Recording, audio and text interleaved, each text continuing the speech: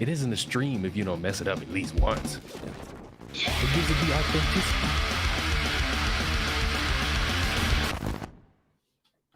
Hey, I'm actually audio. I have audio this time. My name's Garrett. Welcome to the channel. This is the first time we've doing this intro, and I thank you guys for coming to my channel and enjoying the completely technical difficulties that I never had. It's never happened on this channel. This channel is perfection, and I'm glad you're here to experience with me.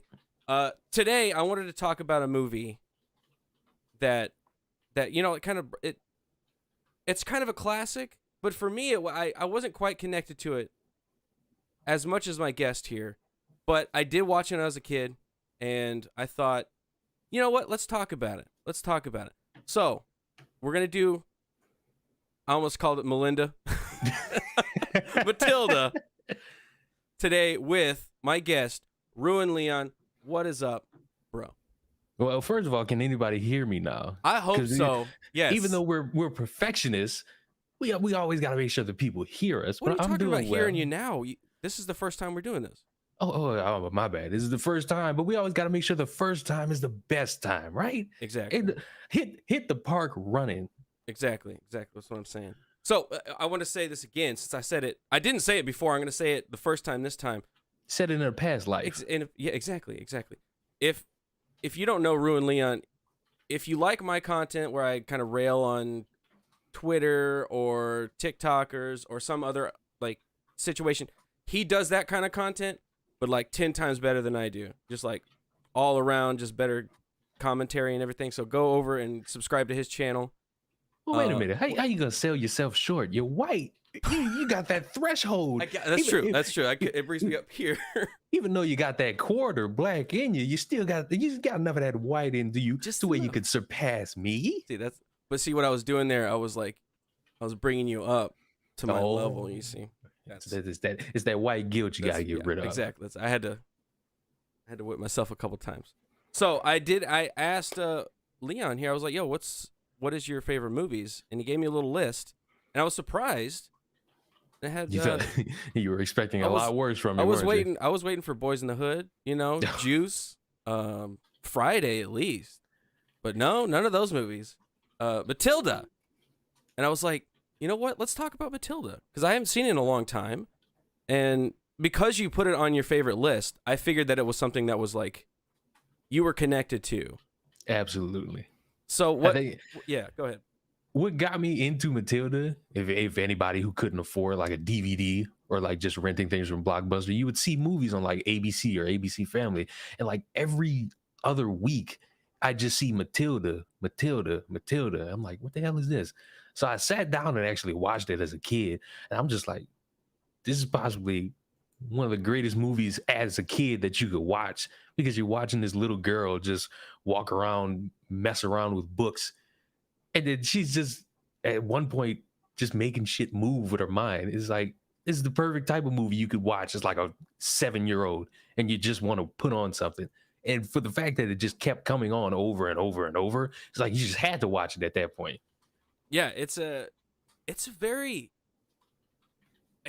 kind of all over the place movie, kind of in a good way though. Like the way it starts, it's very like whimsical, and it kind of follows you through her birth and her life up until like the present day, and it doesn't really get into like the magical stuff until an hour and 20 minutes into the movie. Like really, I mean, it kind of drops it in there throughout.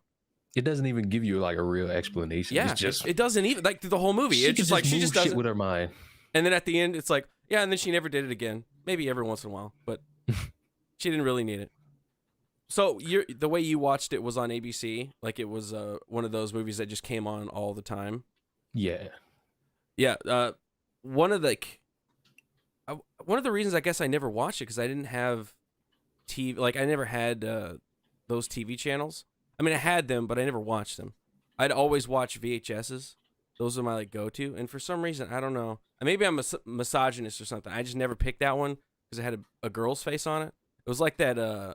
You remember the monkey movie in the 90s where it was like a girl and she had her backwards cap and she had a monkey and he did funny things. I feel. You know what I'm talking about? Oh, You I know what know I'm what you're talking talking about. about, but I don't know what it's called. There's another movie, but it's a little boy, and that was the one I watched. So I feel like it's like I just went towards the little boy movies. I was like, oh, that's a little boy movie. I'll get that one. Oh, it's a little girl movie. So maybe that's why I didn't pick it. I don't know. I've always been somebody that's like, I don't really care about the random people in the movie. I Yeah. just want to watch a movie. I just need something to watch because when you couldn't watch Nick at Night or Adult Swim, like where I'm from, at a certain point in time when you're like 6 years old, and then all you got is random movies that are on at like 2 o'clock in the morning. So it became something of I just want to see a movie that's good because there are a lot of bad movies that like to be, oh, look, we've race swapped this character, or look, we put this girl here, oh, Yeah. this character, oh, they're gay now, so you gotta watch this one. It's like, Yeah. okay, Oh, it's cool. so much better I now don't that they're gay. I don't mind that. I just want to make sure the movie's still good because if Yeah. it's not, then none of this is, it's all pointless. Yeah. Watching it now, I really liked it. I thought it was really good.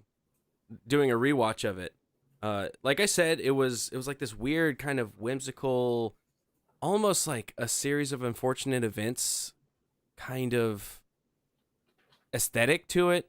It's got this Tim Burton-ish kind of feel as well. 96. I guess it's kind of after like Tim Burton movies have been kind of going for a while. It kind of has that feel to it. And I was surprised to go, I went and looked on IMDb, and the director was Danny DeVito. Right. Like, because I was watching the movie earlier today, and when it finished, I saw Danny DeVito as director. I'm like, okay, Yeah. oh, that was different. That's something you don't pay attention to as a kid. Yeah, I was surprised. I was like, I didn't even know he did movies, like he was a director. I didn't know that at all. And it's got a very interesting style to it. There's like a lot of, especially later on in the movie, whenever kind of maybe I guess in the middle, whenever she's trapped in the house and Trench is like hunting them down. There's all these like very scary zooms and pans, and They want you to be scared that it's this big fucking fat woman is terrifying. coming to get you. If I watched this as a kid, I'd be terrified. This lady is terrifying, and the way that they How? make her look. How? Oh my god, she's Oh, fucking. as a kid, this wasn't scary. Not It was just some big woman trying to come find you. that wasn't scary to you. Damn, No. I'd be scared, man. Because they do these super zooms where they get like real close to her face, and then she fucking jumped over the railing and landed on the ground and smashed all the shit around. And I was That like, badass. oh shit. But yeah, that. How are you not scared, dude? You tough kid. Tough kid. Well, it was probably because I had those instances of, oh, I caught a glimpse of a scary movie. Oh yeah. And then it was, you You're like, just ain't even kind of build on toughness at that point. I can't be scared about some woman trying to hunt a little girl when I've she's already seen like, no man. oh, She absolutely. throws kids out windows, bro. She hit a fat kid with a plate in front of everybody. Yeah, so, freaking glass plate. Yeah, I never want to eat cake again. After that scene where she makes him eat all of that cake, it's just disgusting. It's just so like. But it was a powerful moment. Towards Everyone the was end, cheering him towards the end, it was on just for him to get hit upside the head. It's gross. It's gross. So what was it that as a kid, like you said, kind of like an empowering thing to see like a little kid about, like you said, about 6 or 7, watching it of that age. I mean, the movie is really like she is by herself. She takes on all this stuff by her, like on her own. She goes and reads. She really gets into books while everybody around her is telling her not to. Why don't you watch TV? Why don't you watch TV? What was it like about the story that kind of hooked you, and still does now? I think it kind of got me cocky a little bit as a kid because you're seeing this little girl being told, "Hey, why don't you sit back and watch TV?" As Danny DeVito is holding her head to look at the screen, and I'm just like, "Oh, she's going to do this thing now," and now all of a sudden she's got powers. And so as a kid, you start to think, "Oh, if I could read a book, maybe I could control things with my mind." And she's somehow able to do that, along with sneak into somebody's house and fuck with them twice. Yeah, twice. And then at the end of the movie, somehow acquire legal papers to be transferred over to this other random Had it adult. all It's planned just out like, too. you're crafty and you're 6. I'm 6. I'm crafty. Yeah, How can I get legal documents? kind That of I gives didn't you have that access to a computer. inspired You know, go like, oh, maybe because it, like you said earlier, it doesn't explain how she gets these powers. It just says like, oh, she started reading one day and then she just kept reading and kept reading. It's like, oh, are these powers from the book? It never really said that she's a witch or something. She just has these like magical telekinetic powers. So maybe she got it from a book. The movie that I liked that was kind of almost the same era and it was about books. I kept getting knocks on my door. Pagemaster. That was one that got me into books as well. Was a Pagemaster. Pagemaster was Macaulay Culkin. Oh my gosh! Hold on. They're trying to get Miss Trenchbolt on you. They're scaring you. They want Trenchbolt to come get you. I'm on the show. Knock on the door. What? It's Miss Trenchbolt. She's coming to get you. Ask Mom. All right, love you. The kids are calling Miss Trenchbolt on you. No, she's gonna call me. She's gonna have me thrown out the window, man. She got a cake for you too. And I don't even like chocolate cake that much. Like, pretty much at all. I don't like chocolate cake. Is it because it's brown? Oh, how could I you? only like white cake. I'm not even joking. I only like white cake. I don't like yellow cake. I'm like starting to get out of sweets. Lemon cake. I was never really a sweets guy. This is all potato. This is potato weight. It's all just starches. Skin and bones. Where was I? Oh, Pagemaster. So Pagemaster, I think it came out around the same time. Had Macaulay Culkin, about like Home Alone 2 era, Macaulay Culkin, and then he went into a library and then got sucked into books, and then half of the movie is animated and the other half is live action, and then it goes through several books, and that was one of the movies that like I wanted to read books because of that movie. So I can definitely see this one going, because they drop a lot of stuff in like Moby Dick, Catcher in the Rye I saw was in there. Like they Wind of the really Willows. let you know books was in there. Yeah, like they made that part of the kind of like you said, like it made you want to go read books as a kid. I'm trying to think. Who was your favorite character with that? I'm gonna be honest. Watching it now as a 21-year-old, it used to be Matilda, but now it's Danny DeVito. because just the asshole in him is something that you don't really see in movies anymore. So it's just like I really like his character now because he's just snooty. He doesn't care. And he wants to be the swindler. Like he's doing all this stuff, like in the scene where he's teaching the kids how to actually he runs his business. Yeah, it's just somebody who's the perfect type of scamming asshole. It's just like I love it. They go through all those things like, oh, it would take a lot of time and it'd be really hard to weld all this stuff. So we just super glue it. Like we just glue it there. But isn't that dangerous? Don't think about it. He's great. Don't think about it. I love how he does he doesn't listen to the kids at all. Like whenever he comes in and the two FBI agents are there and she's just, Dad, they're cops. They're cops. What are you talking? Get them out of here. They're cops. I'm right, you're wrong. I'm big, you're small. And there's nothing you can do about it. There's nothing you can do about it. Yeah, he was great in it. Almost, I feel like he gave himself that really good character. You need those types of characters. Without them, how could you create funny moments? Yeah, it's the perfect like foil for her character because it's just you want to hate him, but then she also still loves him in some way because she saves him in the towards the end, or at least buys him time whenever the FBI agents are like snooping around. She helps him, which I was surprised. I was like, what the fuck? Give the FBI agents the shit on your dad because your dad's an asshole. But no, I'm not Matilda. I'm an asshole. Matilda's a good kid. I actually thought at like the end of the movie, I'd see like a scene of them getting arrested, but I didn't. And I was like, what the fuck? See, I'll just let them leave the country for a second? No way, though. There's like too many sirens going around. Exactly. So there's got to be like a deleted scene somewhere. Surely. Yeah. But yeah, Danny DeVito was really good. And like I said, it was surprising that he was the director, the quasi-villain, and the narrator. I found that a little weird. Like he was the narrator and he was the horrible dad. So it got a little confusing. Like maybe they should have got somebody else to like do the narration. He might be telling the story as he's in jail, giving his confession. Oh, it's just like Joker. It's like Joker. He was not. It's not all. It's all fake. It's all a different reality. You just wouldn't get it. Yep, that's it. Wouldn't get it. By the way, everybody in the chat, I will be taking. I'm going to be taking the super chat. So, just remind you, I'm hanging out with you guys too. So send me what rough girl. I see you in the chat. Jesus Crip. Yeah, you still Data you Squad. had somebody in there very upset at you earlier. Oh, why are they so mad? What'd they say about me? I saw it and they were just like, "Oh, I'm unsubbing." It's like, okay, cool, good, cool, kid. Oh well, that happens. Unsubbing. Was it Matilda? You're not happy about Matilda? You guys don't like Matilda. You're such misogynist. How could you hate a little girl? Joke's on you. We love the little girl. She's a nice little girl.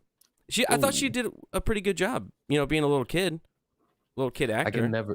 I can never like just envision like now knowing what you know about acting. How could you really sit a little kid down for however long and get them to do any scenes like without them just running off? I've tried to do it with my kids. Like we've done sketches or whatever where we'll have like the kids show up and we'll have to coach them, and it's difficult because like they don't really get the concept of like there's a camera and like we're gonna and now pretend to be something. You know, kids just do that naturally. Just all the time pretend, so it's weird whenever you try to confine it into like and stop and now go and now you say these specific things. But yeah, I couldn't imagine. And then the whole group of kids in the classroom and like your friends and all that stuff, like it didn't like not the food fight scene, but when they're throwing all the food at Trenchboat, like how did you get all of them to just stay there and just hurl food at her? I bet that was fun though. It had to have been. I would have got down on that. That would have been fun. I would have loved to have been Trenchboat like during that. Like you just get up and you see a bunch of people ready to throw food. I just duck my arm and just run. Yeah. I'm gonna tackle a couple of them. It would be easy too because they're short and she's tall. Exactly. She's fucking huge. She's throwing those shot puts and shit. Like she could take out some kids easy. I will say, and it's just a random nitpick because of watching movies in 2021. The editing is really bad. It is. It's kind of super choppy. choppy. Really but I almost feel like it's movie. kind of part of the style. There's parts of it but there definitely is parts where it's a little overdone. Like I said, whenever she jumps over that railing from the second floor of her house to the bottom floor, it's like she jumps, she hits the ground, cut, the side like armoire or whatever explodes, and then something else explodes, and it cuts to that, and it cuts to that, and it cuts back to her like very fast. And it's almost like too much to handle. Are you telling me that she didn't actually throw a child out of the window in one perfect shot, and then that child perfectly just lands and is skating on a garden for like 2 minutes? That shot where it's like, oh, and then she's just sitting there like this through the air, flying, and then she just goes, it's pretty funny. But it's the era, 96. They did a pretty good scene whenever Matilda really started finding out how to like use her powers. All of the stuff flying around her living room and whatnot. I thought that looked pretty good. They made I guess it was CGI, surely, right? 96. That's probably when they started doing CGI. They had CGI in like the late 80s. So yeah, but it looked pretty good. At least that part. I need to see like a director's cut where they try to explain. You think they have a director's cut? Oh, that'd be great. Some form of explanation about a couple of scenes, because I really want to know how they did the chalk scene. Because you see all this stuff getting written down. It's like, who's doing this? Because you got all these camera cuts. My eyes are hurting. And it's like, some are like super close, some are far away. The way they cover it up. I bet there's got to be like a DVD commentary or something from Danny DeVito. I got sad. That'd be fun to watch. I wanted to see if there was a sequel, because of course it's the 90s. You could come up with a sequel. And I was disappointed because I saw Matilda 2 and it was just like some fan trailer. I got completely disappointed. Do you know that they're making another? I was looking on IMDb. I typed in Matilda. There's one coming out next year, but it's a musical. It's not an actual movie. Yeah, I was going through. I was like, like this could be good. But then it said Matilda musical, and I was out. I was out of that. I mean, I'm not one to really see like one little thing and just not give a movie a chance. I could give a musical a chance, Here, like I'll look it up. but it's like Matilda. I'm not gonna say I'm walking in with the greatest of expectations. The chick that's playing, she's in the new 007 movie. Oh no, what's that chick? She's a black chick. She's like taking over. She takes over the 007 moniker or whatever. She plays Mrs. Honey in the Matilda movie. Wait, one. So is it a sequel or a reboot? I think it's a reboot. So it's got Emma Thompson is Miss Trenchbull. Lashina Lynch? That's it. Lashina Lynch. She plays Miss Honey. Here, I could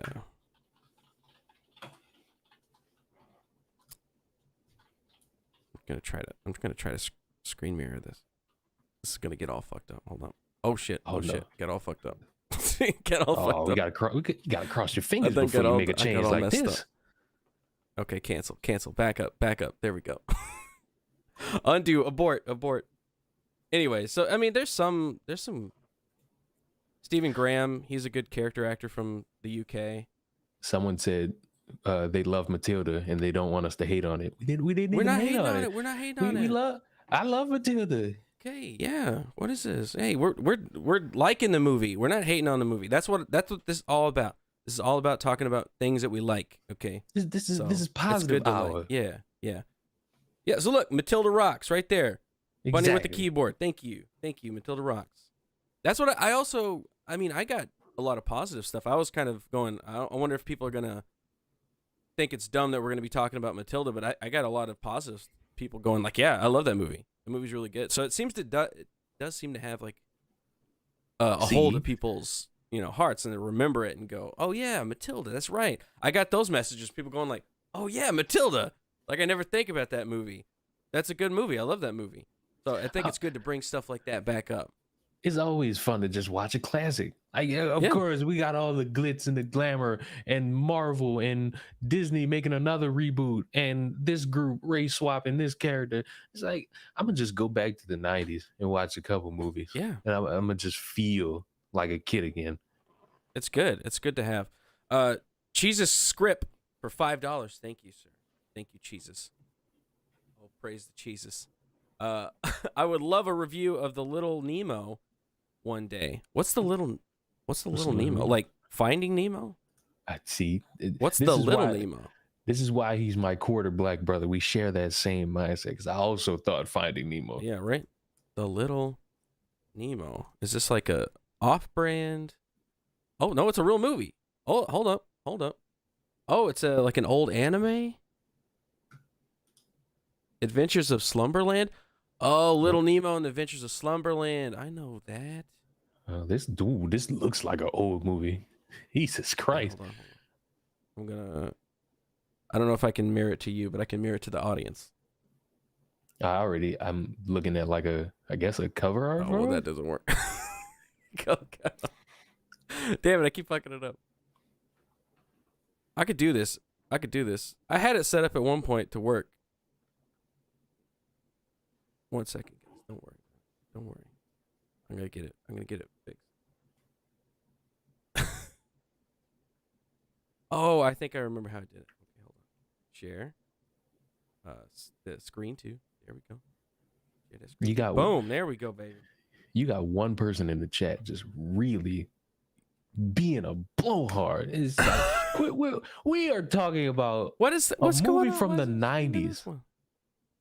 Oh God, what is all this? It's the wrong screen. Hold on. What are they talking about? Why don't they like the movie? I saw something about the Chinese government. It's just like, oh hello? Wait, Matilda? It's just like, hello? He said, does anybody realize that if that general had told the Chinese about an invasion that tens of thousands, I'm not going to read the rest Bro, of that. what you talking about? We're talking about Matilda here. Exactly. What are you talking about? The thumbnail of this video is a black dude wearing a pink hat. And the pink hat is right here. The pink hat is literally right here. This is not a stream talking about what the Chinese have been doing. I get it. you live a life of misery and you constantly consume that misery every time you get on social media. But you don't Calm have to. down. You don't have to. Look, you be on social media, right? Based on the laws of social media, we're supposed to hate each other. Me and There him. we go. There we go. But guess what? We're here. We're here talking about Matilda and Little Nemo that could, and me that I can't because it's still fucked up. I think I want to watch this because look at it. Just look at it. It looks crazy. It looks like a movie fit for me because I'm somebody who really loves like how old movies look and sound. I'm more towards that hand-drawn animation. It looks like it came out a long time ago too. Dude, I'm fucking this all up.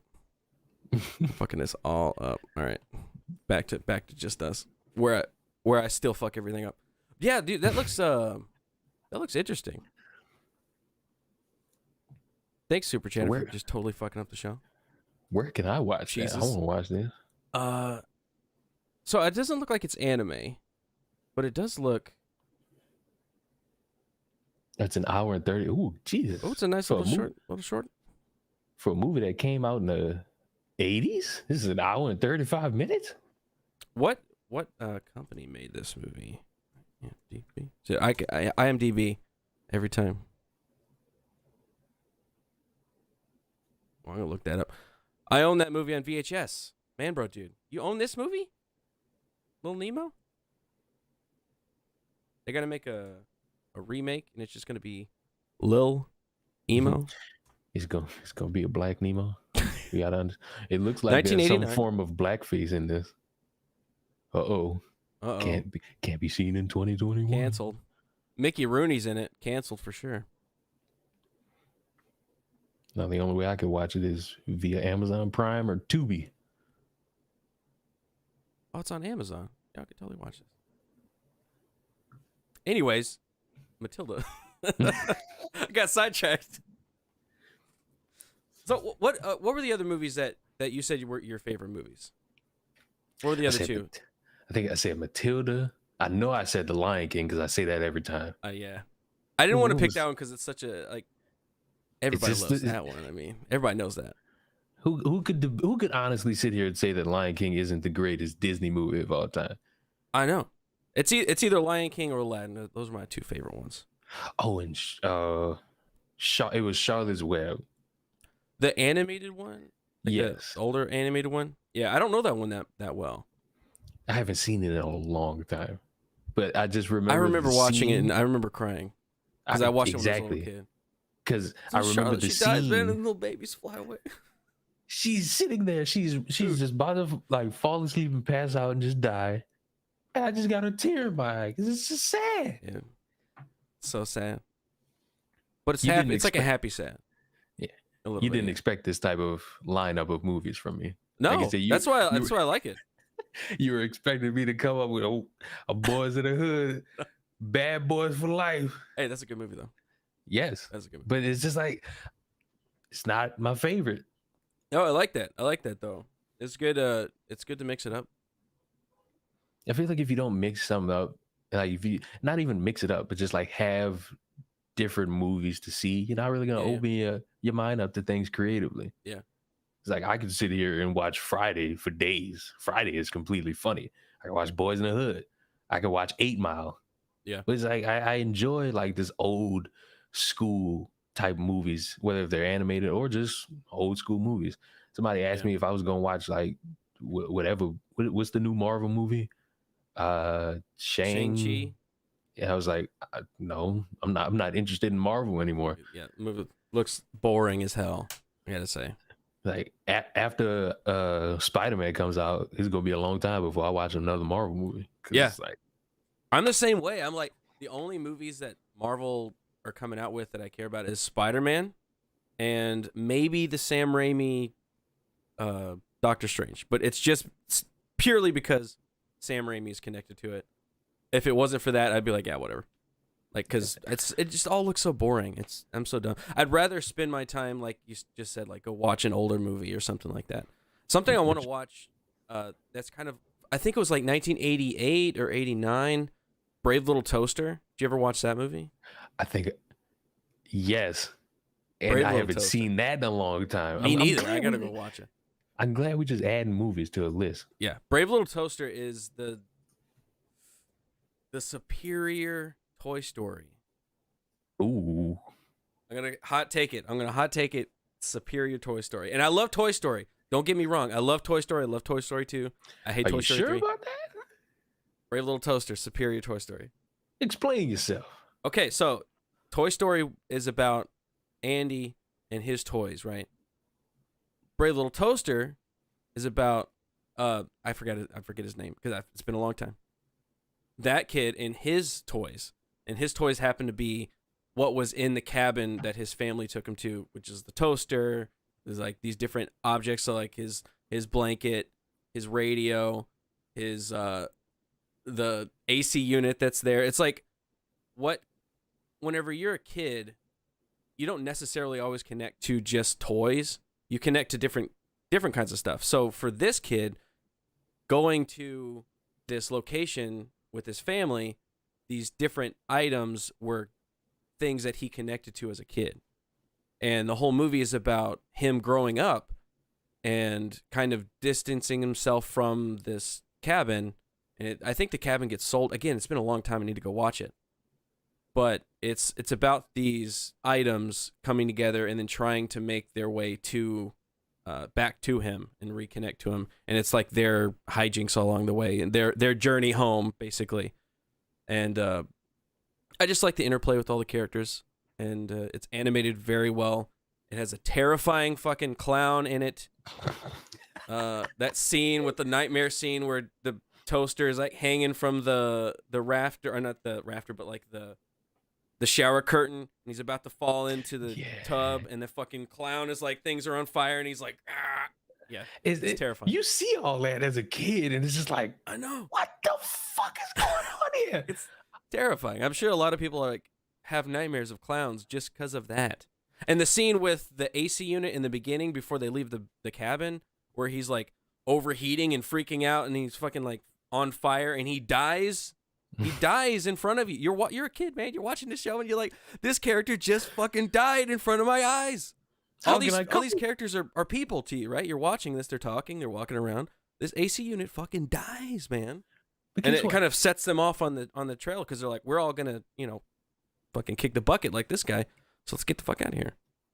But did the little toaster make you cry at the end like Toy Story 3 did? And if you really paid attention to Toy Story 4, because there's only a handful of movies that are animated that could make you cry. A lot of them can scare you, but there's only a few that can make you cry. The ones that made me cry, Toy Story 3, Toy Story 4, and you might raise your eyebrow at me for this one, Finding Dory. Okay. What part of Finding Dory was it? Is the part because they build it up. I'm ready. I want to find my parents. I want to find this group, and then they get there and it kind of hit you with that. Oh, they died, and it's like, no, give Dory a happy ending.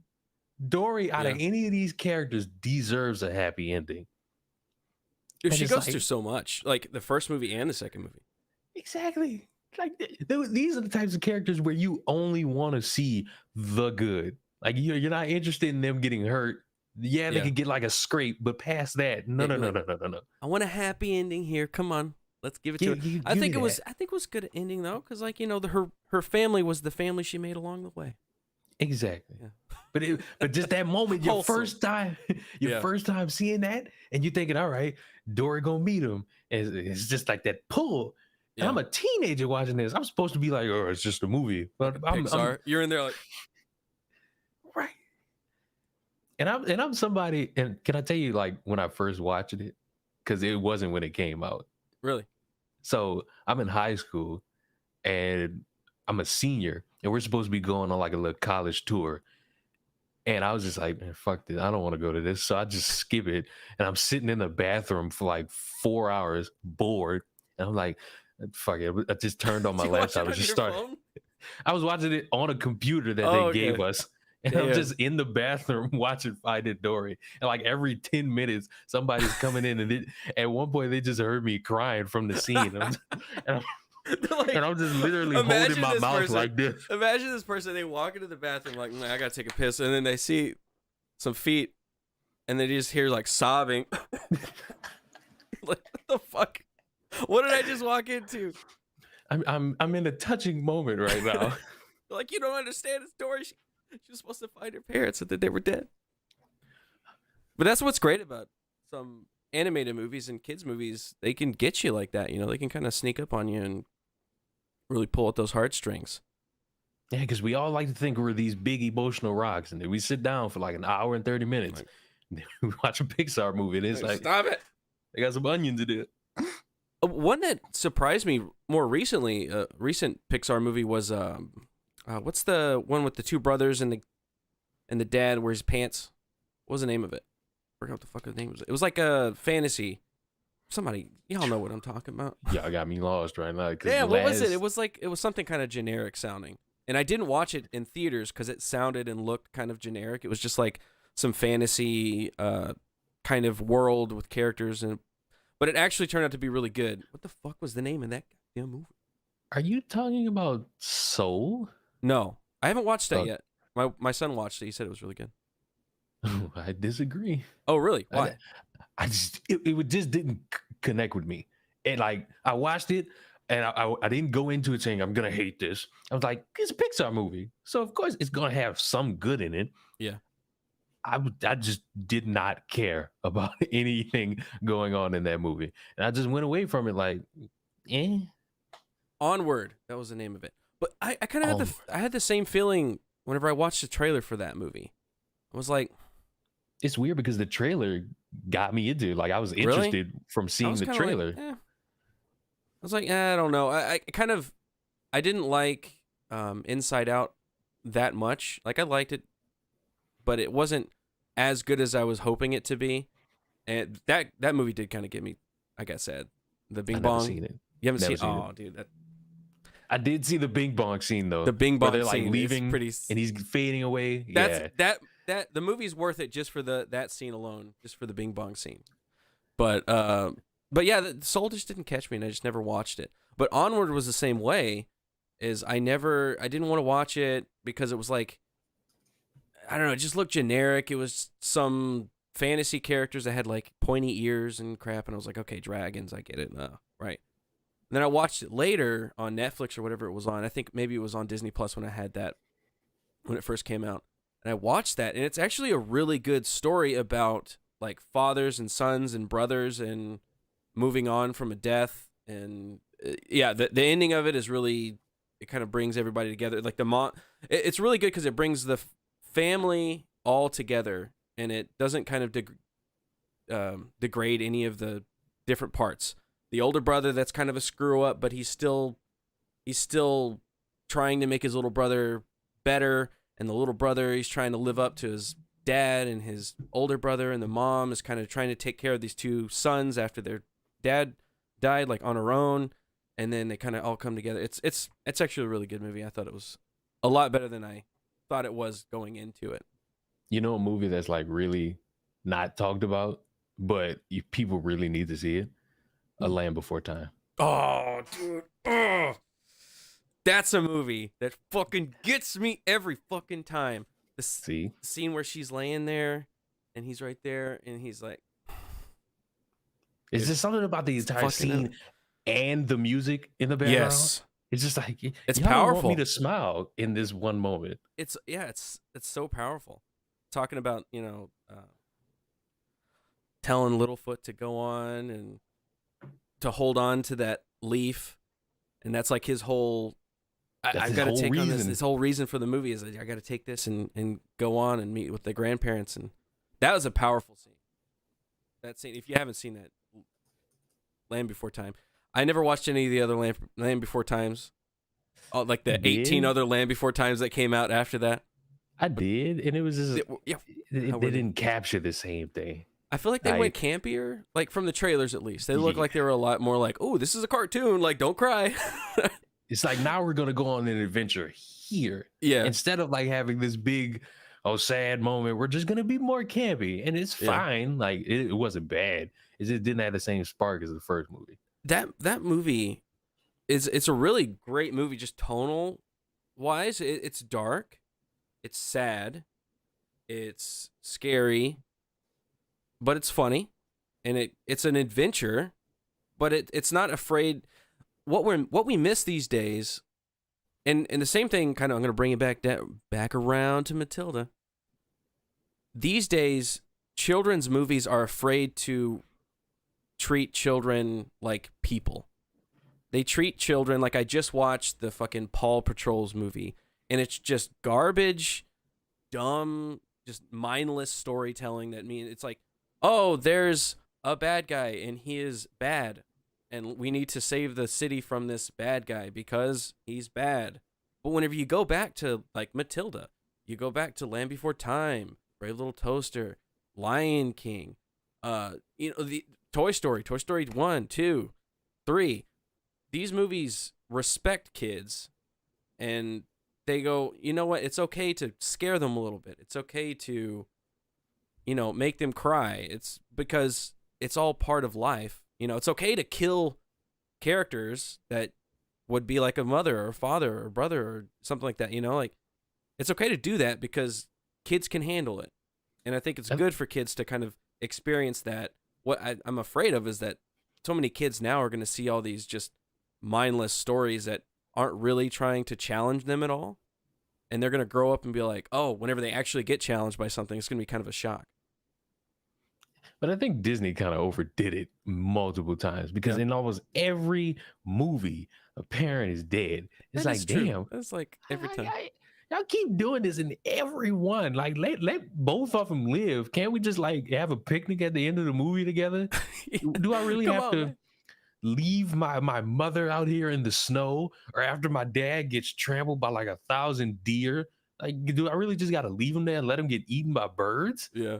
It does end up becoming a trope. But I feel like you gotta subvert that. You gotta subvert that trope in a good way, in a fucking Rian Johnson way. Let me get this super chat before it flies away. Jake Skywalker, exactly. Rian Johnson. Oh my god, I was just talking about it. For $4.99, Matilda made me depressed before I knew what depressed was. Great chocolate though. Yeah, great chocolate. Great chocolate is amazing. Even rewatching, that's fine. That's fine. I don't know. I feel like if I like chocolate, I would not like chocolate after this movie. Yeah, because when you see something overdone, it's just like my kids were. I was watching with my kids, and they were like, I don't want to eat chocolate no more." Like, it's so much chocolate. It's just gross. Jesus. Chris. Again? Thank you for $5. What about We're Back, a dinosaur story? That's interesting. That's another one I was thinking of as well. It's kind of that same late 80s, early 90s era animation that wasn't Disney, and it wasn't like the main animators at the time. It was kind of these off. I think Spielberg produced that one, had John Goodman as the lead dinosaur. It's been a while since I watched that one, but that was one of the VHSs that I had on my shelf that I'd fucking go to all the time. Did you ever watch that one? No, I had no idea what this is. It's another one of those dark ass fucking kids animated movies. I don't know what it's about the late 80s, but they were just like pumping the darkness into those kids movies. They gotta let you know. At the end, the good guys win, and they're in this like circus tent, and the bad guy has what is his name? His name's like Screw Eye or something, and the whole thing is that he's afraid to be alone, and he's afraid to be afraid, so he surrounds himself with the things that makes him afraid, so he like conquers it. So by the end of the movie, all the good guys like leave. They straight up just leave his ass alone. They go, "Hey, you want to come with us?" And he denies, and he says, "No, I don't want to come with you. I'll stay alone." And then the good guys leave, and it's just this dark scene where it's like all black, and there's like a spotlight on him, and he's talking about being afraid, and there's like a crow, and it's coming down, and it lands on him, and then all these other crows land on him, and then they disappear, and he's disappeared. As a kid, I was like, what the fuck did I just watch? Did he die? Did they eat him? You're watching a movie play with your emotions. It's pretty dark. It's a dark movie. I got a hot take for you. Lay it on me. Meet the Robinsons. The most underrated Disney movie of all time. I agree. I fucking agree. When people make these top 10 lists, people make all these movies of their favorite Disney movies. I don't see Meet the Robinsons, and it's like, why? This is It's a good point. peak. This is a good Disney movie. This is one of their great Disney movies. Good soundtrack, good story, great characters. Great story. The story in that movie is great. Paced well. It's funny. It's like, whoa, this needs to be appreciated more. Yeah, I don't know why it got like dropped through the cracks or something. I don't. It wasn't a Pixar movie, so I guess people weren't just like clamoring to go see an animated movie that wasn't Pixar at the time. I don't know, but yeah, I feel the same way. Like I didn't watch it when it came out. I watched it. Maybe we rented it as a family or something, and we watched it all together. And I was like, "Holy shit, this movie is fucking hilarious!" Like, and the villain. If you haven't watched it, I don't want to like ruin it because it has a really great reveal. The villain's story arc in Meet the Robinsons is brilliant. It's very well created and crafted, and yeah, like you said, it's very funny. There's a lot of little funny jokes and stuff like I have little arms and I'm very big and my arms are very small and I don't think I can do this. And it's I don't think I can Master. Yeah, there's not much appreciation for it, and it really makes me sad. And our third act is out of nowhere. It goes in a completely different direction that you think the movie's over, but then it goes even further. And it gives you a real happy ending. Yeah, it hit you in the heart early. It didn't hit you unexpected. It didn't wait for like a certain sequence. They hit you in the heart at the beginning, and at the end, it is this great big happy ending. Yeah. It's like, well, appreciate this. Beautiful. You don't get this too much. Yeah, that is a great take. That is a very underrated movie. It's one of the movies that we always talk about, like in my family. Of man, I really like that movie, and nobody ever talks about it. It's strange that nobody ever talked about it. I wonder if it was like the animation style or something that put people off, or I don't know. But I liked it. What could have possibly been wrong with that animation at that time? Whoa, that had to have been like what, 2010? 2000, yeah, I'd say about 2010. Meet the Robinsons. Yeah, that movie has heart. It has a great story. There's multiple time periods. It goes through time and back to time in a different universe, and yeah. 2007. Wow, 2007. Yeah.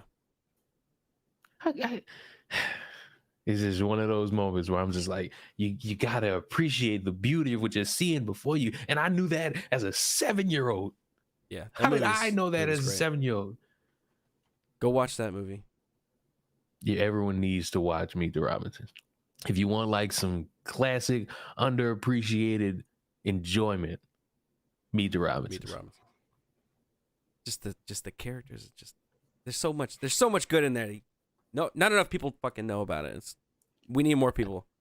I did enjoy the frog scene, like when they were playing that music, after they're trying to find Grandpa's teeth. Yeah, I just beautiful. There's a lot of scenes in that movie that are just really great. 0 hour discussion with J.M. Cruz. Thank you, J.M. Cruz.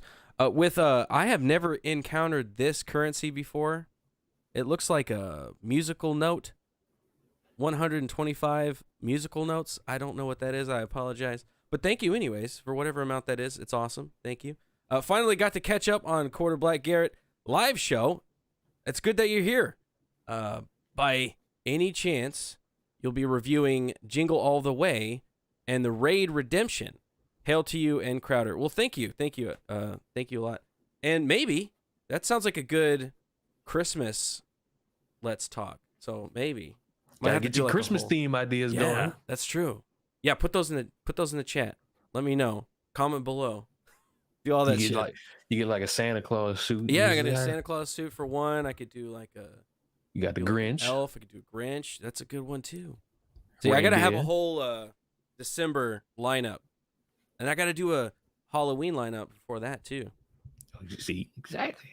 Got to just pump them out. It's a show together. Holiday themes. You got a month. Oh shit. Maybe a couple more days. All right. Somebody said like the biggest underrated Disney movie is Treasure Planet, and I'll be honest, I'm gonna agree because I've never seen Treasure Planet.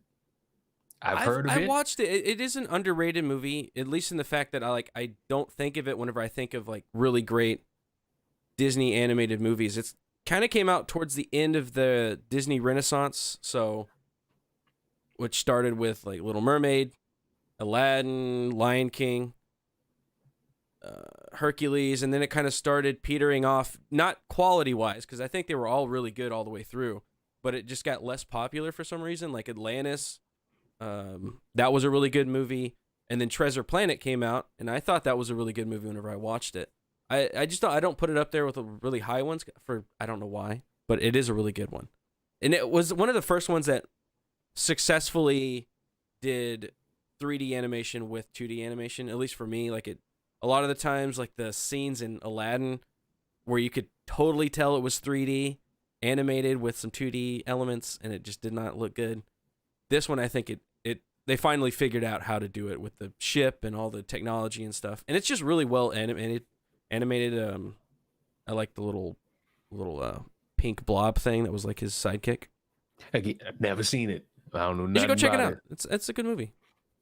But yeah, it was towards the end of the Disney Renaissance where people started to like not care about it. I think it was also 3D animation was taking off at the same time.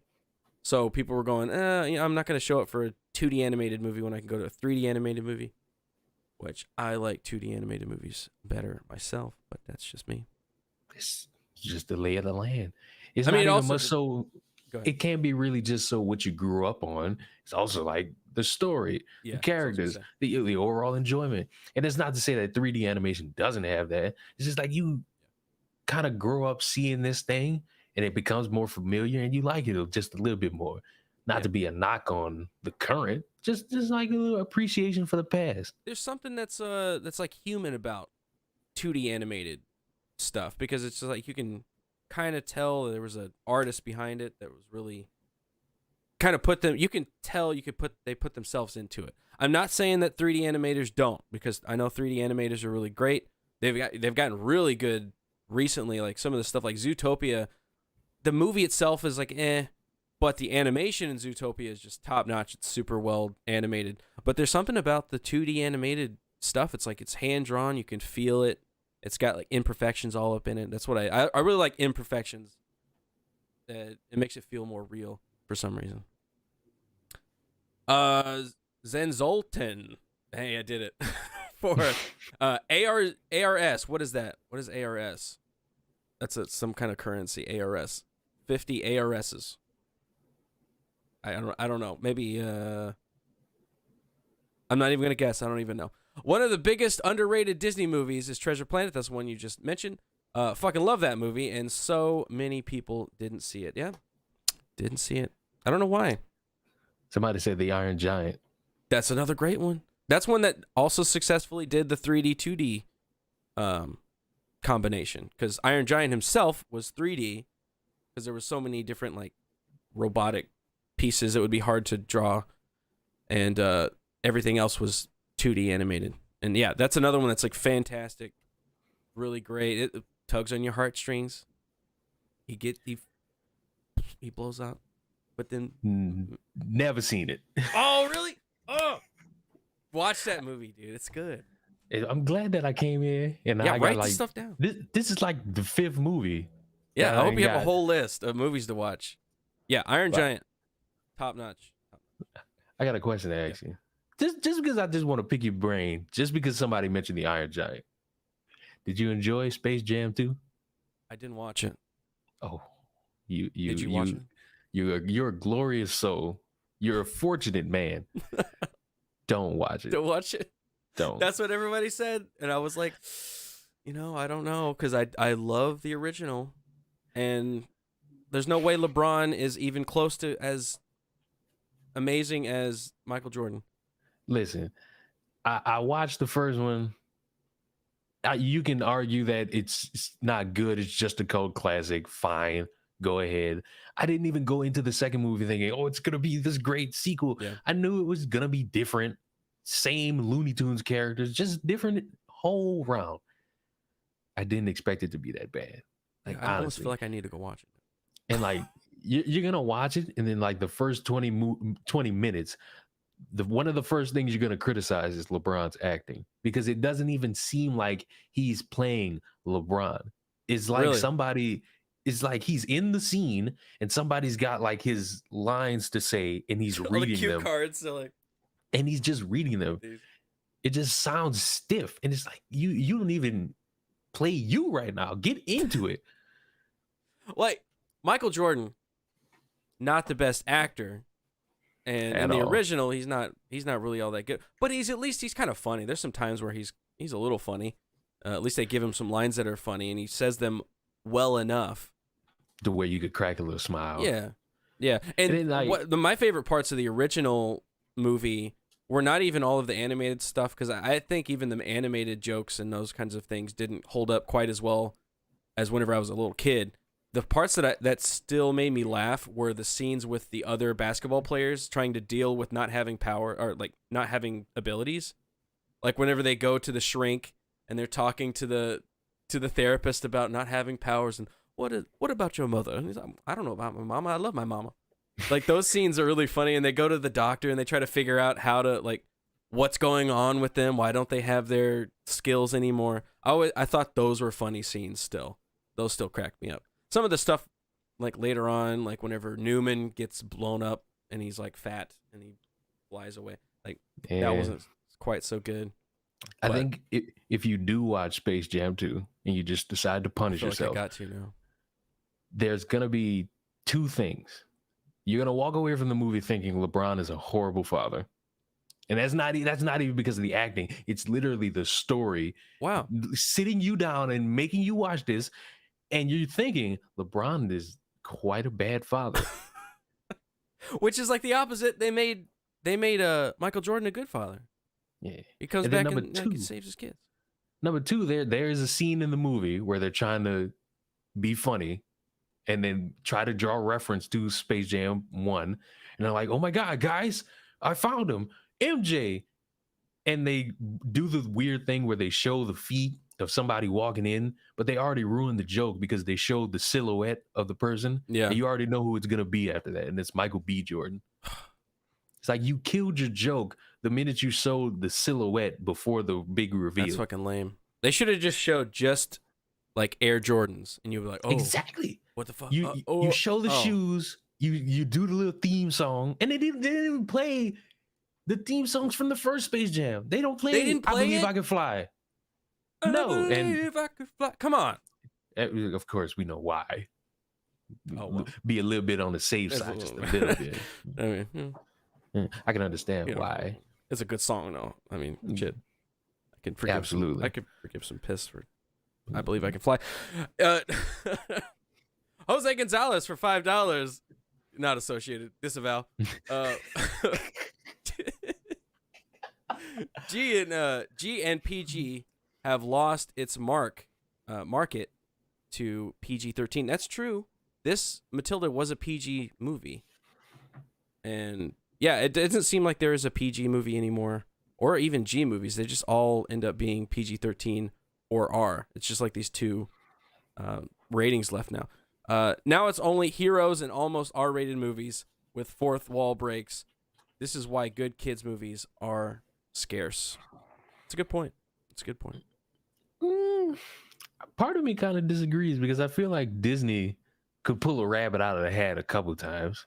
Like I didn't give Like Onward was, I think it was PG, right? Surely. It had to Anyways, have go been. ahead. I don't want to cut you off. I didn't give Moana a chance for like 2 years. Then all of a sudden I was just bored one day. It was on Netflix. I'm just like, you know what? Watch Moana. And it was actually great. I think the same could be said about Moana's good. I like Moana. What's that movie? Movie about a Mexican kid. Coco? Yes. Yeah, I like and he's Coco. like, and he tries to find some dead dude. It turns out to be his long lost uncle or dad. Yeah. One of them. Or I think, yeah, Uncle maybe? I don't know. That's actually pretty good. So I can say like Disney per se can come with an actual good kids movie once in a blue moon now, whereas in the past it was just like straight banger. Yeah. It's like every once in a while, it almost seems like, yeah, you're right. It's like before it was just like every single movie that they would come out with in the 90s and 2000s even were just like great. Great, great, great, great, great. And then now it's kind of every once in a while, and even Pixar has picked up this where it's not everyone is that great. Like you said, Soul, it's like, I didn't care for what was that? What was the one before that with the not the dragon, the dinosaur? Good Dinosaur? Good Dinosaur. I was like, I didn't even give that a chance. It looked boring. Yeah. And it's just kind of like every other one seems to be good. So I didn't watch. There's a new one, like Raya. It's almost like the Last Airbender. It felt like a Last Airbender kind of ripoff. Raya, I feel like I know what you're talking about. I gotta look for it. Raya the Last. Isn't Raya it the called Last Raya Dragon. the Last Dance or Dragon? Last Dance. No, Last Dragon. It was like a Asian martial arts movie. I never watched it. So Mulan again. Yeah, kind of. Yeah, kind of looked like Mulan. Mulan is a great movie. For all this shit they say about, oh, they don't make strong women. What's Mulan then? Yeah. And in fact, whenever they remake something, they make the strong woman less strong. The Aladdin movie. So here's one example right now. So the original Aladdin movie. There's a scene where they first meet, Jasmine and Aladdin first meet, and they're going through, and he's like they're running, I think they're running away from people or something. I can't remember exactly. But they're trying to go from one rooftop to another rooftop, and Aladdin pole vaults over, jumps over, then he starts to put a plank down so she can walk across, but then she pole vaults over because she's like, I don't need your help. I'll do it myself just like you did, right? Jump to the remake. In the remake, the exact same thing happens. They're trying to get from one rooftop to another. Same thing. Aladdin pole vaults over, and then he goes to give her the thing, and then she's like, I don't know how to get across. I need your help. Like it undoes the kind of like actual, the subtle female empowerment, and they instead go for the overt female empowerment with the song where she's like, I'm Jasmine and I'm the best and I'll throw off all your chains, like that cringe song that they added that wasn't in the original. Go for the subtle, don't go for the overt. That's what I want. It's like I said at like the beginning, it's too many check boxes, not enough creativity and story. Like again, anybody who's watching this, that your ears get sensitive when you hear something like this. I don't care that you got all these different people in a movie. I just want the movie to be good. I'm not somebody who's gonna see something or like a snippet and just be grumpy and mad. I'm gonna actually give it a chance, and if it turns out good, it worked out for me. I got to see a great movie. If it turns out bad, y'all did all this. You're gonna hear about it. You're gonna hear about it. Talk about it. You got all these check boxes marked off, and now you're making it worse for each one of these check boxes because now you're gonna get somebody saying, "Gee, this is why you can't have this in this movie." It's gonna ruin it. So prioritize creativity just a little bit more, and you can have more great movies. Yeah, more movies that we're gonna talk about in 20 years. Because why is it we are still talking about movies from the 90s and even the 80s, and in some cases even the 70s? Yeah, they were great. They're called cult classics for a reason. And I would argue the only cult classic that you're going to really talk about from this era in 20 years is Frozen. Frozen. I can't, I haven't really seen anything. That one was huge. Yeah. That movie was huge. I don't like that movie all that much because I worked the movie theaters and I had to clean up after all those kids. So you don't want to sing Let It Go right now. Come on, that fucking song. Sing it with me. No, I don't know the words. You don't know the words to Let It Go? Never seen the movie. only seen the Let It Go part. Let it go. No, I had to clean up those movie theaters. They were just atrocious. They were fucking the worst. But no, I could totally see that being a cult classic, like being a movie that people go back and whenever they're older and going, I remember watching Frozen 1,000,000 times because it was huge. It was legitimately fucking huge. It was everywhere. Like it was all the toy stores and it had Frozen fucking everything. Say what you want about Disney, but they can make a Disney princess and market that motherfucker. Yeah, they can. And I still had like little kids try to debate me that Frozen's better than Lion King. It's like, watch yourself, little guy.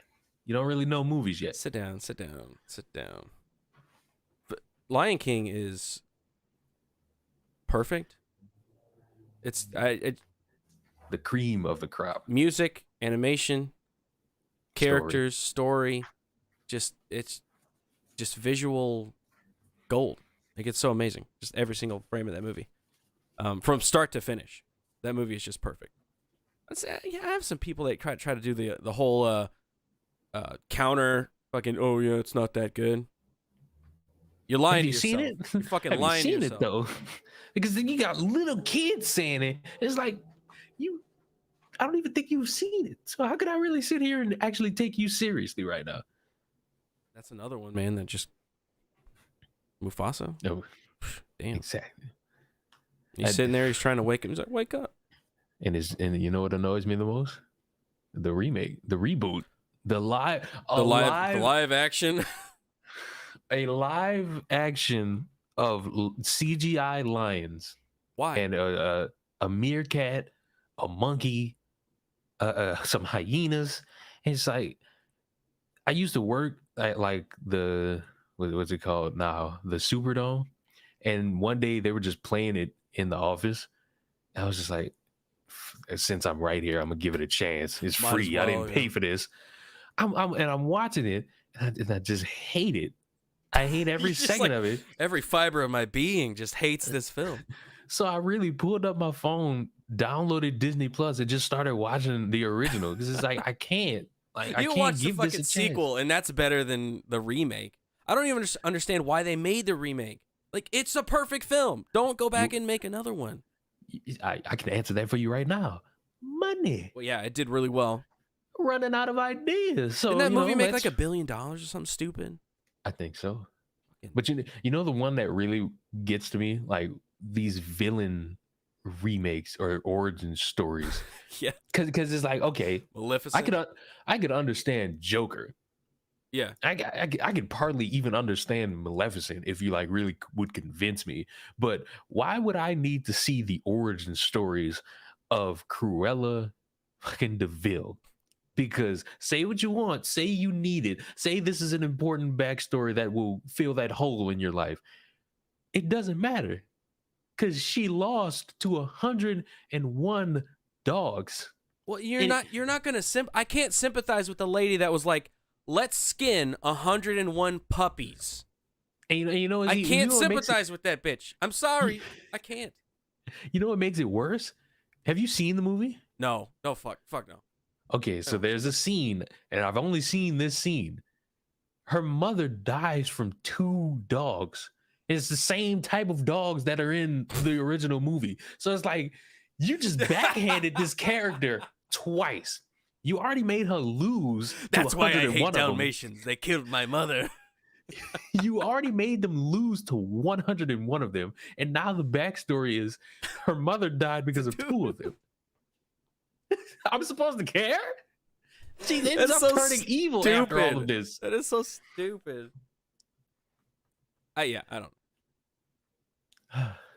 What are they doing next? I feel like they're doing another villain. Oh, I saw somebody say that they would really love to see like the Princess and the Frog villain get a villain origin story. Oh, it's like the fucking the voodoo Dr. guy. Facilier. I forgot his name. It's like, what are you gonna show me? Oh, he got his dad left. Mother's abusive. You're like, just leave the villain. Let the villain be a villain, man. Why you got to go back and make him sympathetic? Exactly. Got bullied in school, and one random day he just walked along and saw a mystery card, or got tricked by some swindler, and now he's the voodoo master. It don't matter. You know why? Because he literally, at the end of the movie, gets dragged to hell. This is who you want to be sympathized with. You're like, that's where he's going. A dude who tricked somebody and turned them into a frog and had them go all around and was swindling a royal family. You want a backstory for him just so that you could know, oh, he used to be so nice and he ended up getting dragged into hell? That's your movie right there. I don't know why. Why do they keep doing this? I don't understand, man. There's no way that they're going to make $1 billion on... Well, they didn't, right? So they made $1 billion on like Lion King and shit, even though every fucking body was like, why did you make this movie? There's no reason to make this movie. It's not actually live action. Why did you make it? Though they will still go buy tickets. Normies will still go buy $1 billion worth of tickets. $1.6 billion.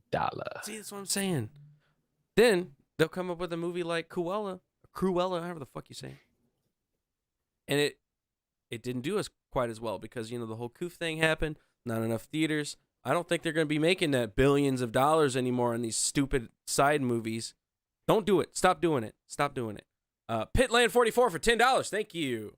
The reason the Disney Renaissance failed is that they got away from the classic fairy tales with solid moral messages. I kind of agree with that. Jordan Peterson has a rant about this for decades. He's been ranting about this for decades. No moral equals movie doesn't work. I think that's a good point because I think a lot of the reasons these movies work is because there is some kind of point, you know? The problem with movies now is that there's kind of no point. Whenever I watch that fucking Paw Patrol's movie, what was the point of that? There was no, it was just like, hey, let's get our job done. There's no... Let's work together as dogs. Yeah, I guess that was it. That was like, let's work together as a team. That's such a lame moral takeaway. But yeah, I totally agree. Like, there needs to be more, you know, moral takeaways. $223.6 million for Cruella de Vil. Ooh, do you see that difference there? Yeah. It's a big ass gap right there. You know what's sad? Like, what is this? Is this the live action remake of 101 Dalmatians? That made more. Like the 90s one? It was this from the 90s? Oh yeah, it is from the 90s. It made $320 million. Oh, dude, that sucks. That sucks, Disney. That really sucks. I feel sorry for you. Only not. What is this? That Raya movie you were talking about? Oh, this already came out? Yeah. I was surprised. I saw the poster for it and was like, watch Raya on Disney Plus. I was like, fuck, that movie came out already? $122.7 million. So you're right. Dude. Because of, you know, COV, we live in a time where they're not going to make those billions anymore. Yeah, those movies are not going to be making the same amount. They are not. I kind of wish they'd go back to 2D animated movies. Wasn't that what they tried to do with Treasure Planet, though? There was a movie where they tried to bring that back, and it didn't work. They did it recently, didn't they? It's like a Santa Claus movie. What was that called? It was on Netflix. The Santa Claus movie. Yeah. Klaus?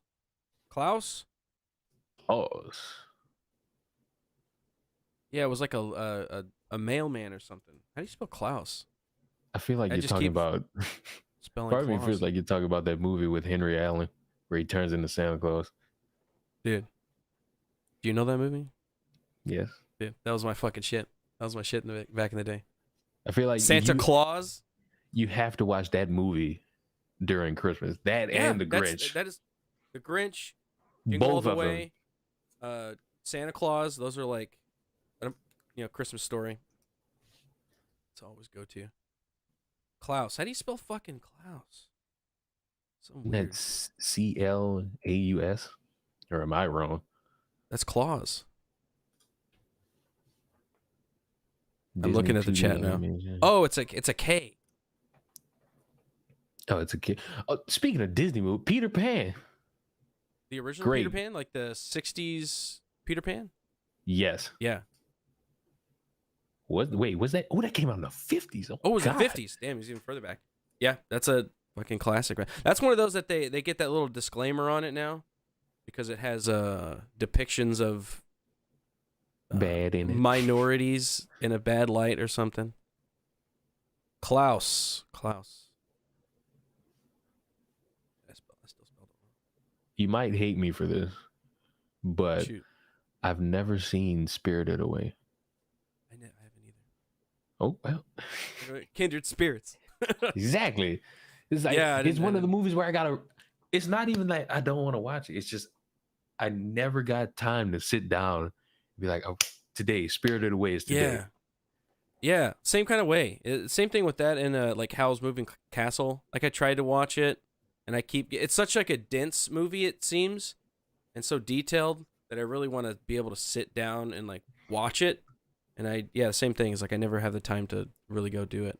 Yeah, Klaus. That was the movie. It was hand animated, but it had this new technique where it was like shaded in a way where it made it look more 3D. So I think that might be the way to go forward, and they can do more movies that way. Smaller stuff, dude. Smaller stuff. It might have been. It might have been Remember the Titans. Remember the Titans, was it? Like the football movie? I tried to type in Disney animated movies from the 2000s. Are you talking about Titan AE? Maybe. Titan AE. Now we're just talking about animated movies now. That's just the second half of this stream. It went from Matilda to a quick little animated movie. Titan AE 2000. That was Matt Damon, Drew Barrymore. Yeah, you don't really know who was in old movies until you like take the time. Janine Garofalo. Yep. John Leguizamo, Nathan Lane. Dude, this is packed. Bill Pullman. So many people in this movie. I will say, however, I need to rewatch WALL-E. WALL-E is like one of the movies where you gotta just grab your popcorn, roll back, and just experience. Yes. Yeah. That movie was great in theaters. It was a really good theater because it's got those huge, well composed shots of just like emptiness, and then further into the movie you get a little bit more, and it's like the space shots where they're outside and they're flying through space on the spaceship and stuff. Like, yeah, that's a great opening song. Yeah. That's been a while since I need to watch that movie too. There's so many movies. That's the thing, is like I always bitch about all the shit that sucks right now, and there's like no good movies, and there's so many good movies that are in the backlog that you could just go watch that are already out there. And that's like kind of the Cat in the Hat. Part of the show. You with what's his name? What's it? I just want to see what your reaction is gonna be. Yes. No. Not Cat in the Hat. What do you mean no? No. Are you telling me that lovable live action cat? Terrifying. Terrifying. I love that. This fucking weird ass furry face. Ew.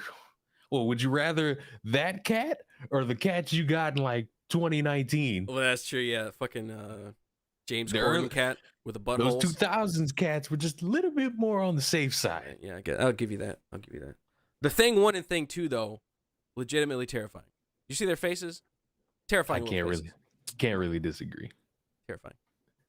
I watched that in the theater. I remember watching that in the theater, and I was a big Grinch fan of the Jim Carrey Grinch, and I was like, "Ooh, another Dr. Seuss movie.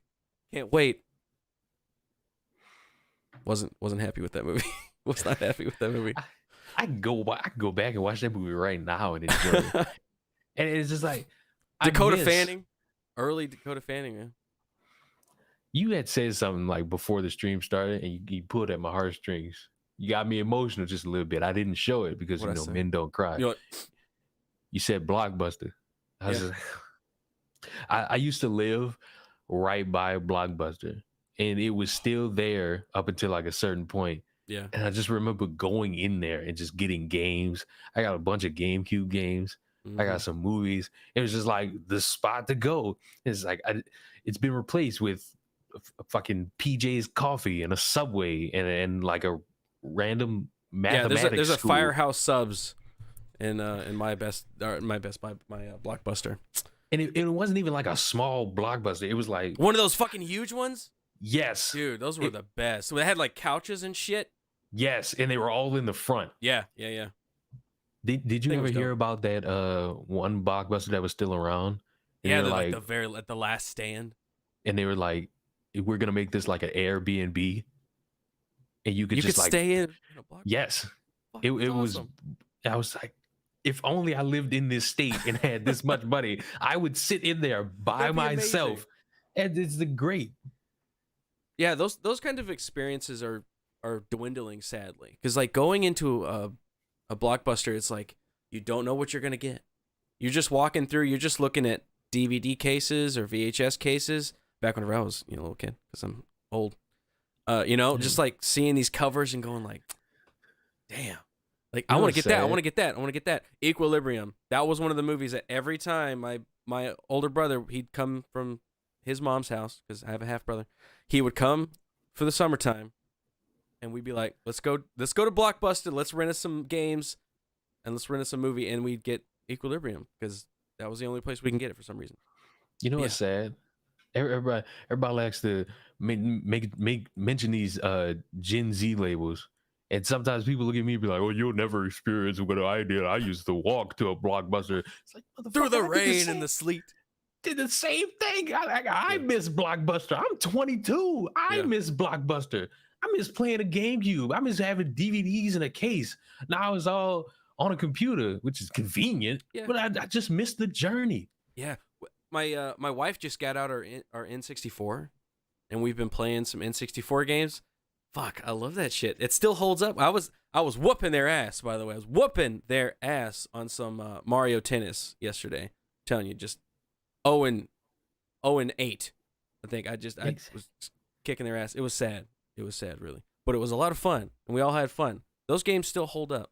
And it's good. You get the old controller with the cable still connected, and every time somebody stands up and gets close to the N64, you're like, oh, let's fucking step around. Because if you touch that shit even a little bit, your game's toast. Yeah. I had bought like a GameCube for like $80. It was just like, yep, I'm getting this. Going for?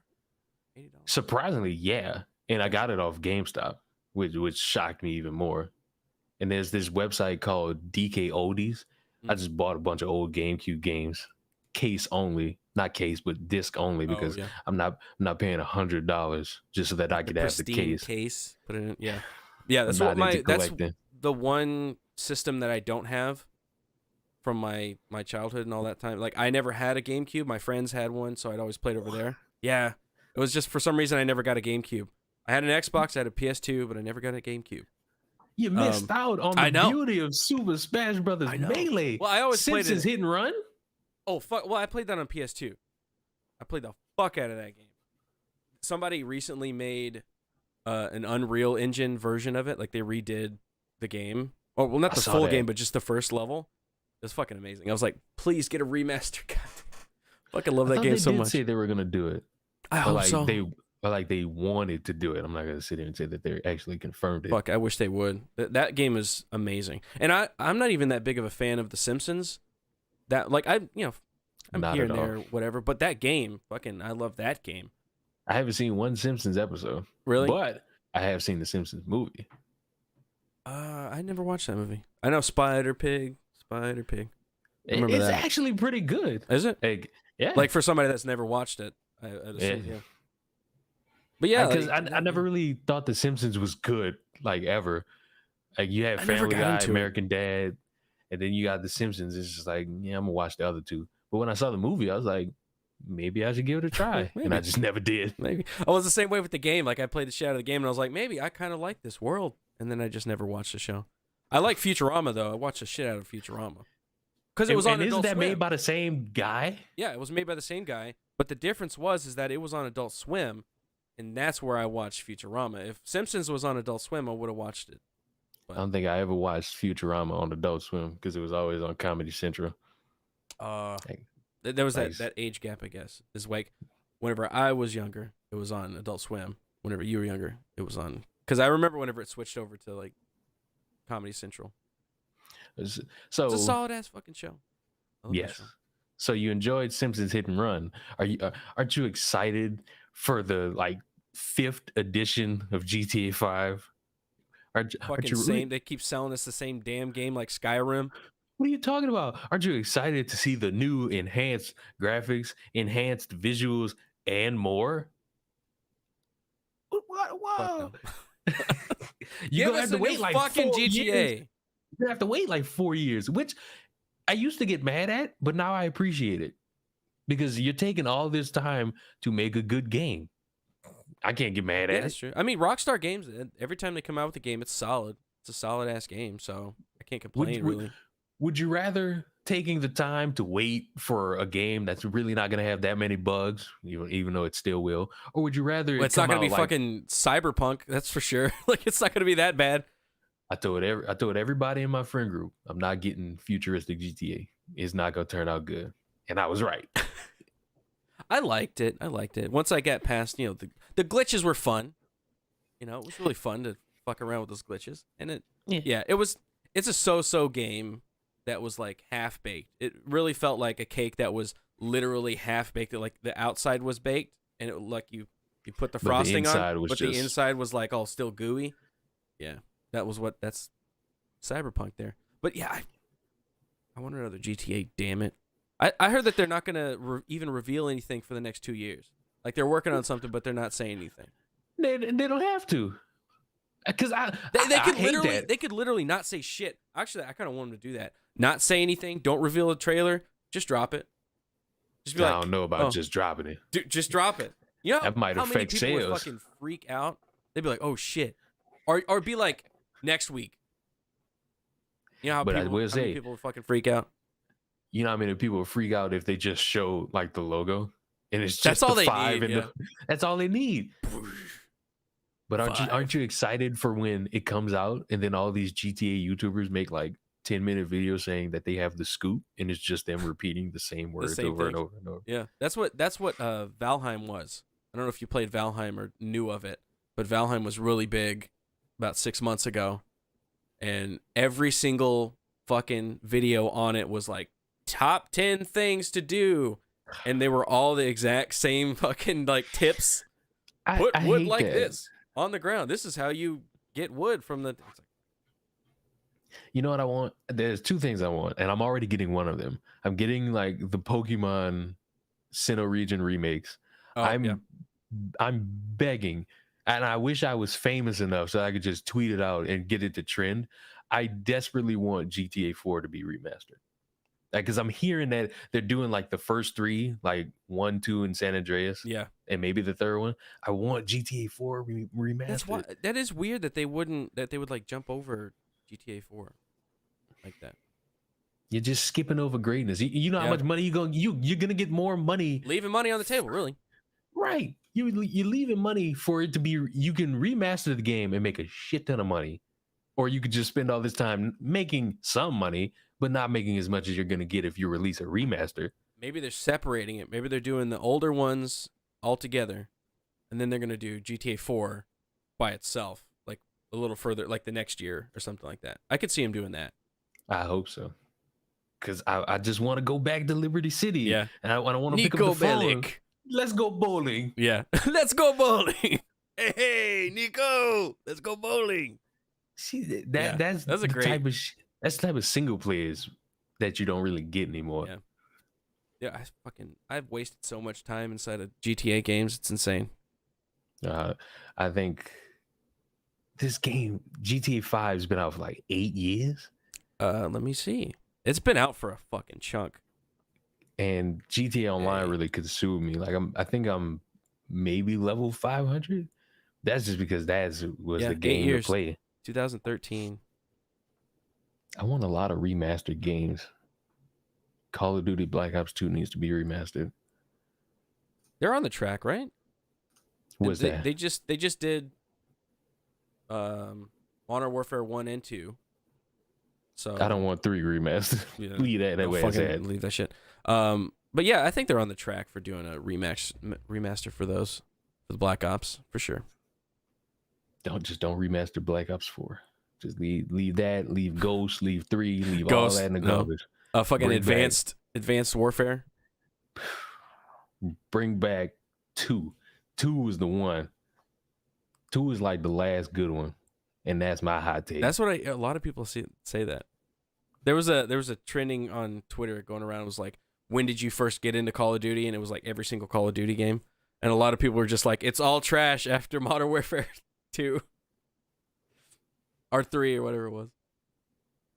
All right, well, look, we've gone way off the beaten track here. I'm just enjoying having a conversation and hanging out. It's good to finally like hang out, because I feel like we've been kind of off and on, on Twitter, whatnot, being around each other and watching each other's streams. My quarter black brother. My full black brother. Exactly. It's good to get together. It's nice to see that all these different nationalities can come together and coexist I need my over Matilda. I need my I need my black Israelite hat. It's just so stupid seeing like constant back and forth over people like just barking about different shit. I value conversation. Yeah. You could think different from me about anything. Okay. You can hash that out. I'm not interested in saying, oh my God, you're such a racist. Oh my God, you hate this group of people. Like, no, let me try to understand how you think. Let me try to hold actual conversation with you, please. I'm not interested in your thread on how you feel. Like, talk. It's really annoying, like, whenever you try to talk to people that are either direction publicly, you know, right or left, people start going, oh, why are you talking to this person? Why are you talking to that person? Why? It's like, fucking, this is the problem. This is the problem with our modern society, that we can't just have conversations with people that have differing opinions. Like, what the fuck? Even though a lot of our opinions actually, like, line up. Let me just say. We actually have a lot of, except for fucking Cat in the Hat. I can't go with you there. I can't go with you there. Hold on, I gotta get my Twitter thread ready. My quarter black brother. He doesn't agree with. Yeah, I'm exposing him for not liking a live action cat who can stand on two legs. Weird ass cat movie. Damn. All right. Last super chat here. Blackest Night. What's up, Blackest Night? For $5. GTA 6 will be here when we have a cure for the virus of unknown origin. Oh, hey. My favorite black and quarter black YouTubers are streaming together. That's damn right. Damn right. I'm your favorite black? Oh. Yeah, favorite black. My favorite black. You want me to hit your cornfield? Well, let me check the donations area so I don't miss anybody. I don't want to miss nobody. Somebody said Cat in the Hat is acquired taste. No, I agree. A very acquired taste. I like Mike Myers, but damn, that movie's fucking weird. You gotta have that right amount of just weird in you to enjoy something like Cat in the Hat. Man, I gotta be high or something. I don't know. Gentleman, Gentleman General. Fuck, why did I mangle that so bad? Maybe it's because I'm retarded. For $3, you guys should check out the trailer for the stop motion movie Mad God, made by an animation legend who worked on all the greats like Star Wars and RoboCop. It's you're talking about Phil Tippett. I think that is what you're talking about. It's a psychological horror and looks wild. A 30-year project brought to life, worth a look. Yeah, I think I know what you're talking about. It's Phil Tippett. He did all of the original stop motion animation for it was like Empire Strikes Back. I think he did like the Chicken Walkers and the AT-AT and the ATSTs. I just repeated myself, but that's okay. Let's see if I can totally fuck up the stream right now. Oh, good Lord. Here we go. We've been going good for good. Like 50 minutes. Don't do it. Mad God. All right. Oh, here it is. It's only a minute. Not bad. A minute? I'm used to trailers being like 5 minutes. Spoil the entire movie in just like quick snippet clips. Here we go. Already fucking it up. All right, hold on. I know how to fix this. I don't. But I'm going to try. Here we go. Clicking this. Screen share. Okay, I'm doing the right one. Now I'm going to click this button, and it's going to be all jacked up. But now I'm going to click this button. Oh, and now you see it. There we go. Hold on. But I got it. Damn it. Whatever. Nothing. I'm just fucking it up. All right, add to stream. There we go. Now you could see it, but now it's all fucked up over here. Hold up.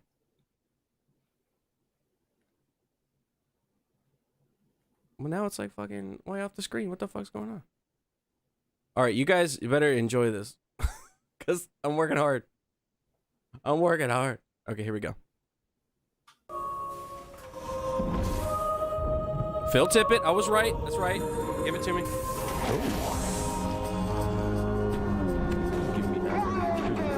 This looks dark as heck.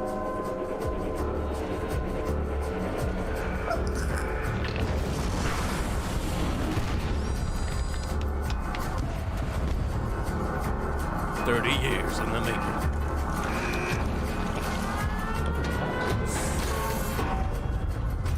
Yeah, this is definitely giving me nightmares. Yeah. And I love it.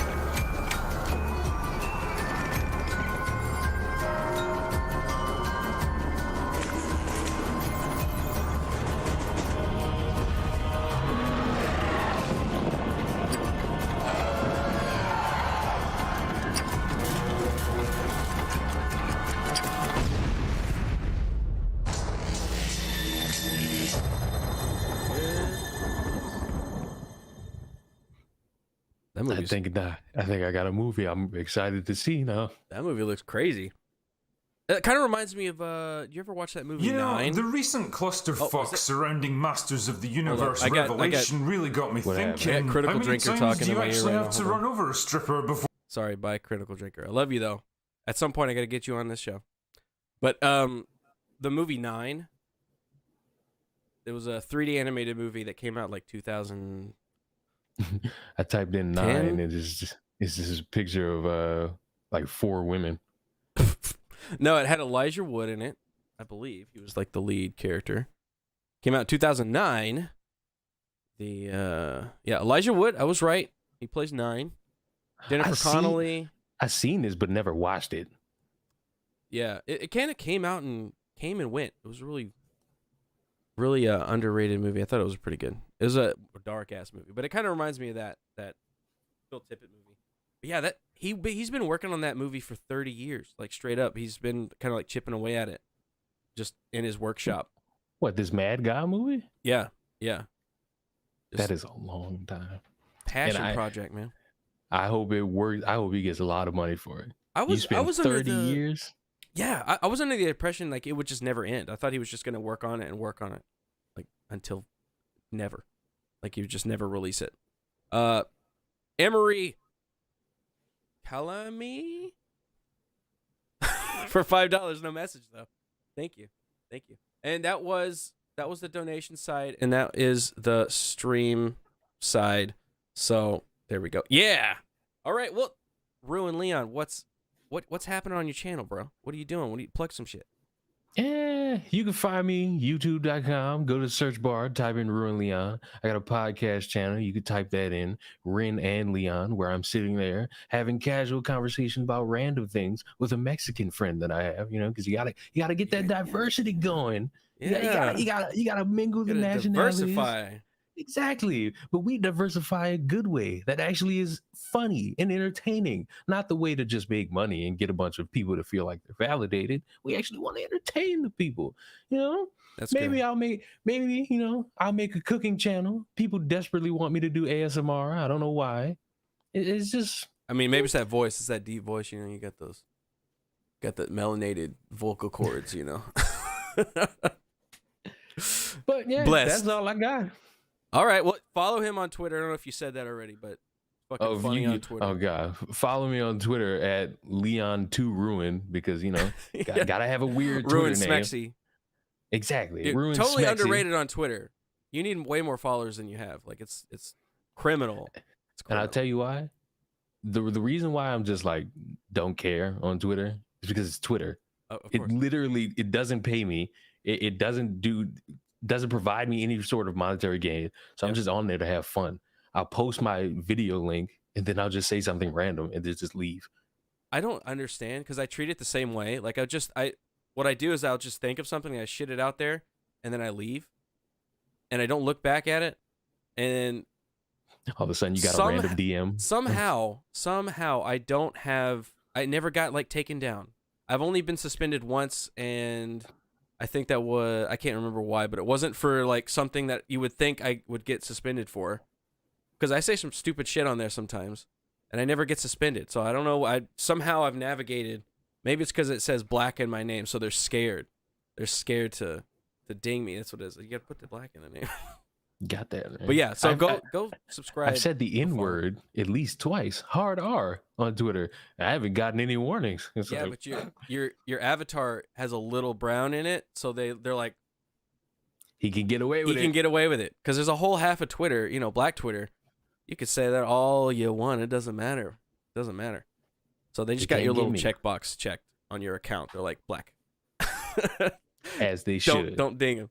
Don't ding them. All right. Well, like I said, go subscribe over there. Thanks everybody for hanging out with us while we talk animation and old movies that brought us back to our childhood and you know, just good shit. It's good to talk good shit.